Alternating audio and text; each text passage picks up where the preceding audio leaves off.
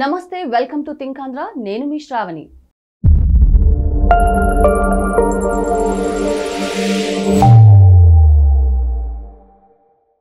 ప్రస్తుతం మనతో పాటు ఉన్నారు ప్రముఖ పొలిటికల్ అనలిస్ట్ అడుసుమిల్లి శ్రీనివాస్ గారు. నమస్కారం సార్. నమస్కారం అండి.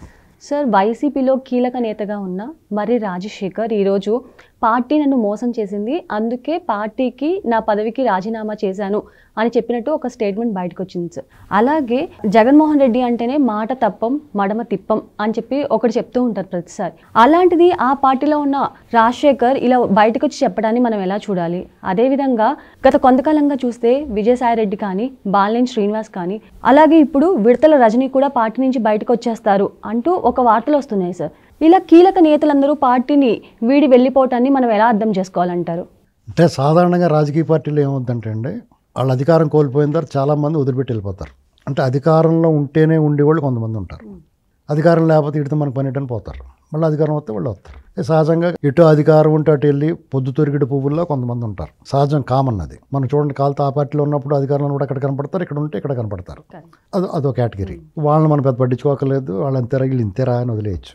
ఇక మర్రి రాజశేఖర్ గారి విషయంలో జగన్మోహన్ రెడ్డి నిజంగానే అన్యాయం చేశాడు ఆయనకి. ఎందుకంటే ఆయన ఆ పార్టీని నమ్ముకుని ఉన్నాడు. 2014లో ఆ పార్టీలో అతనికి రావాలి టికెట్, అతను రాలేదు. 19లో అతను రాలేదు, 19లో వస్తుంది అనుకున్నారు, టికెట్ రాలేదు. విడతల రజనీ గారు కొత్తగా వచ్చి ఆయన ఎంత ఖర్చు పెట్టుకున్నాడో, పార్టీ గెలిచి సమయానికి విడతల రజనీ గారు వస్తే ఆవిడకి ఇచ్చేసారు సీట్.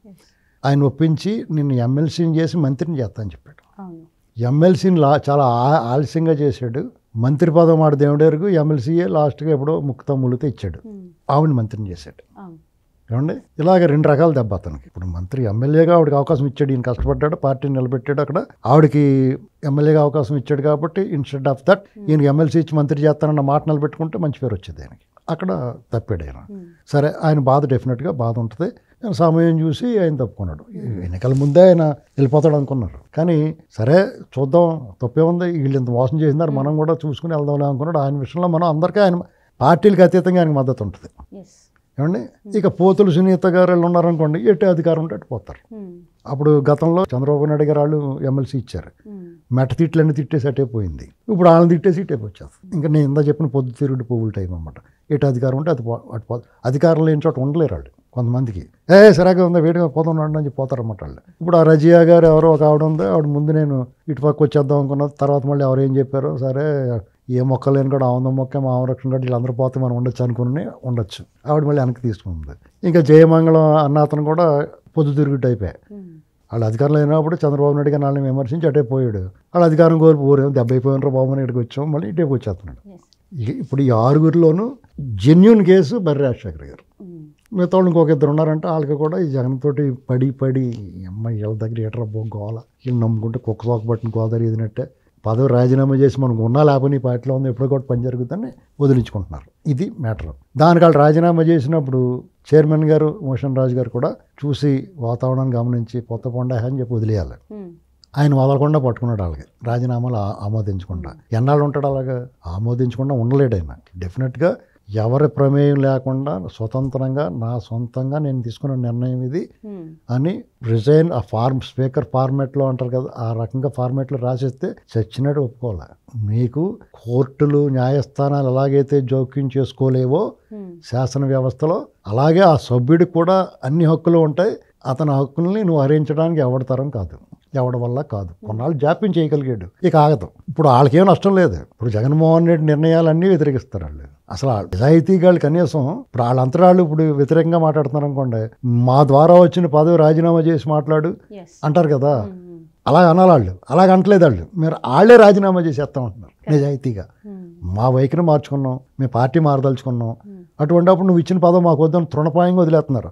వాళ్ళు నువ్వు గౌరవించాలి. ఎందుకు గౌరవించట్లేదు? ఇప్పుడు వాళ్ళు వదిలేశారనుకోండి, ఆ పదవులన్నీ అటే పక్కపోతాయి ఖాళీ అయితే. అందుకని ఏదో తెలివితేటలు చూపిస్తున్నారు. ఎప్పుడైతే నిన్ను విభేదించారో సాంకేతికంగా వైసీపీ ఎమ్మెల్సీలైనా మద్దతు వాళ్ళకే ఇస్తారు, మీరేం చేయగలుగుతారు?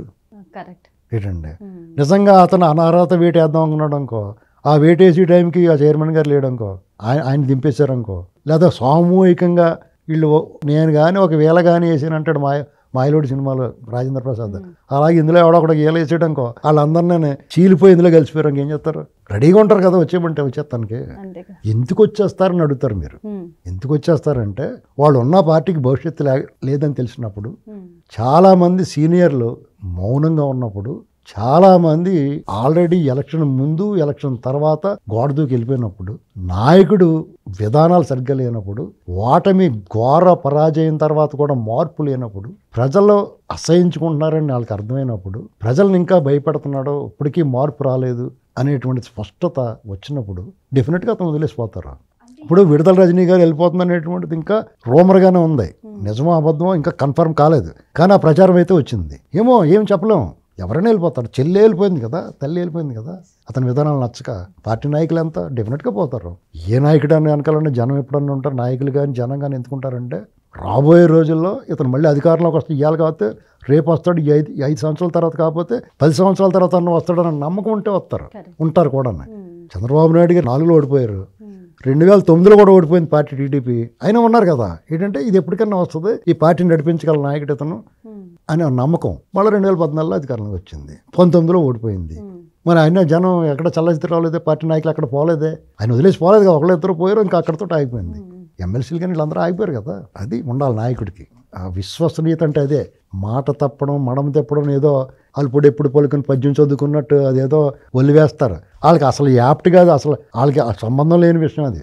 మాట తప్పడం, మడమ తిప్పడం అనేటువంటి వాళ్ళ అభ్యాసం. వాళ్ళు బతికే ఇది మాట తప్పడం, పశ్చిమ మోసాలు చేయడం వాళ్ళకి అలవాటు. అటువంటిది వీళ్ళు ఇలాంటి మాటలు చెప్పుకుంటే అనవసరం. అది యాప్ట్ ఉండదు, కాంట్రాస్ట్ వచ్చేస్తుంది, నలుపు తెలుపులాగా.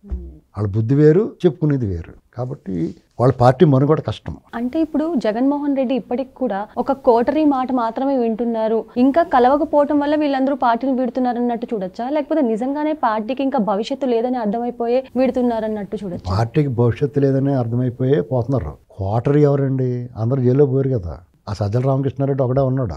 మీకు చాలామంది తెలియంది ఏంటంటే జగన్మోహన్ రెడ్డిని ఇంకానే ఈ రాజకుమారుడు చాలా మంచోడు, మంత్రి గారు ఇతను పాడు చేస్తున్నాడు, తాగించేసి పాడు సినిమా కథల్లో చూపిస్తారు. జానపద కథల్లో రాజకుమారుడికి చెడు అలవాటు చేసేసి రాజ్యాధికారం చేతిలో తీసుకుని దుష్టమంత్రి పరిపాలిస్తూ ఉంటాడు. అలాంటి కథలు చెప్తున్నారు మనకి. కాదు, ఈ రాజకుమారుడే దుర్మార్గుడు, ఈ రాజకుమారుడే నీచుడు, అతనే ఎన్ని దుర్మార్గాలు చేస్తాడు. వీళ్ళందరూ పావులు చెప్పినట్టు వినాల్సిందే. వాళ్ళంతా వీళ్ళకి అంత సత్తా ఎక్కడ ఉందండి? ఒకటి అంటే డమ్మునది ఒక్కొక్కడి కింద. కానీ బయటకు వచ్చేది మాత్రం ఈ కోటరీ చేయటం వల్ల. విజయసాయి రెడ్డి లాంటి ఏం చేస్తాడంటే, మా ఓడు శుద్ధపూస, చాలా మంచోడు, బుడ్డోడు, ఎర్రోళ్ళ ఉంటాడు, వీళ్ళే పాడు చేస్తున్నారు వాళ్ళు చెప్తూ ఉంటారు అన్నమాట. ఉత్తిదే. అందరూ ఒకటే, దొంగలకే దొంగలు వీళ్ళందరూ ఉన్నాయి, అందరూ దొంగలే. Thank you sir.